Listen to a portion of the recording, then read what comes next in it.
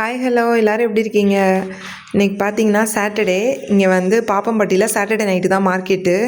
என்னோடய ஹஸ்பண்ட் வந்து கிளம்புங்க போயிட்டு வரலாம் அப்படின்னு சொன்னாங்க. தனியாக எங்களை விட்டுட்டு போக மாட்டாங்க.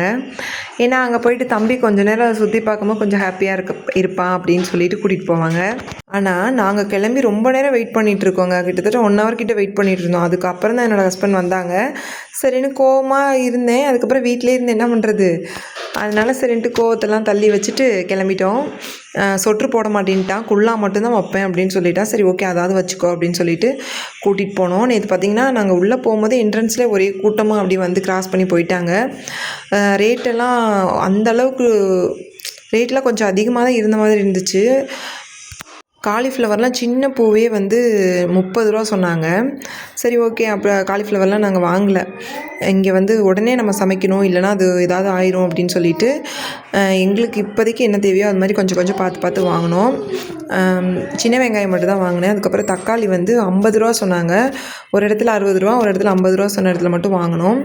ஒரு பொண்ணு வந்து கேக்கு, ஹோம்மேடு கேக்கு செஞ்சு வந்து கொண்டு வந்து சேல் பண்ணுறாங்க.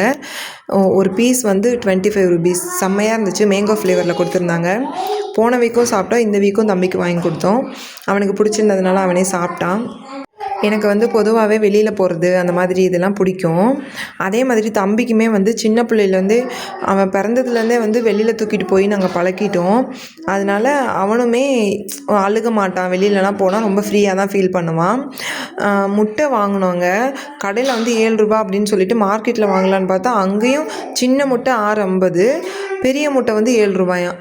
அந்த பெரிய முட்டை எப்படி அவ்வளோ பெருசாக இருக்குது எப்படின்லாம் தெரில. சரி ஓகேன்னு சொல்லிட்டு அந்த சின்ன முட்டை மட்டும் 6 ரூபா 50 பைசா, அதில் ஒரு பாக்ஸ் மட்டும் வாங்கிக்கிட்டோம். மல்லி இலை மட்டும் 2 கட்டு வந்து 10 ரூபான்னு சொன்னாங்க. அந்த பொண்ணுக்கிட்ட நான் திரும்ப கேட்டேன், ஏன் 2 கட்டு 10 ரூபான்னு சொல்கிறீங்க அப்படின்னு சொல்லிட்டு. எடுத்து வைக்கிற நேரம் அப்படின்னு சொன்னாங்க. அதுக்கப்புறம் இந்த வாழைப்பழம் வந்து 13 பழம் பக்கம் இருந்துச்சு, அது வந்து 30 ரூபா சொன்னாங்க. செவ்வாழைப்பழம் வந்து வாரம் வாரம் ஒரு 1/2 கிலோவாவது வாங்கிடுவோம் தம்பிக்காக. போன வாரம் வந்து 90 ரூபா இருந்துச்சு, இந்த வாரம் 100 ரூபா சொன்னாங்க. சரி ஓகே ஒரு 1/2 கிலோ மட்டும் தாங்க அப்படின்னு சொல்லிட்டு வாங்கியாச்சு. நாங்கள் வந்து நெல்லிக்காய் சாப்பிட்றோமோ இல்லையோங்க, ஆனால் வாரம் வாரம் வாங்கிடுவோம். அதை மிஸ் பண்ணாமல் வாங்கிடுவோம். ஆனால் சாப்பிட்றோமோ இல்லையோ அது காஞ்சு போனாலும் தூக்கி போடுற மாதிரி தான் இருக்குது. தம்பி சாப்பிட்டா தான் உண்டு அப்பப்போ. அதுக்கப்புறம் பார்த்திங்கன்னா என்னோடய ஹஸ்பண்ட் வந்து முதல் முறையாக மார்க்கெட்டில் பூ வாங்கிக்கோ அப்படின்னு சொல்லிட்டு நான் கேட்காம எனக்கு வாங்கி கொடுத்தாங்க. ரொம்ப ஹாப்பியாக இருந்துச்சு. பூ மட்டும் சொல்லுவாங்க, வேணுமா பூ மட்டும் கொடுத்தா வாங்கிக்கணும் அப்படின்னு சொல்லுவாங்க. அதனால் நானும் வேணாம் அப்படின்னு சொல்லலை. நைட் டைமாக இருந்தாலும் பரவாயில்லன்னு சொல்லிட்டு வாங்கி வச்சு கொண்டு வந்துட்டேன். ஓகேங்க, பாய். நெக்ஸ்ட் வீடியோவில் பார்க்கலாம்.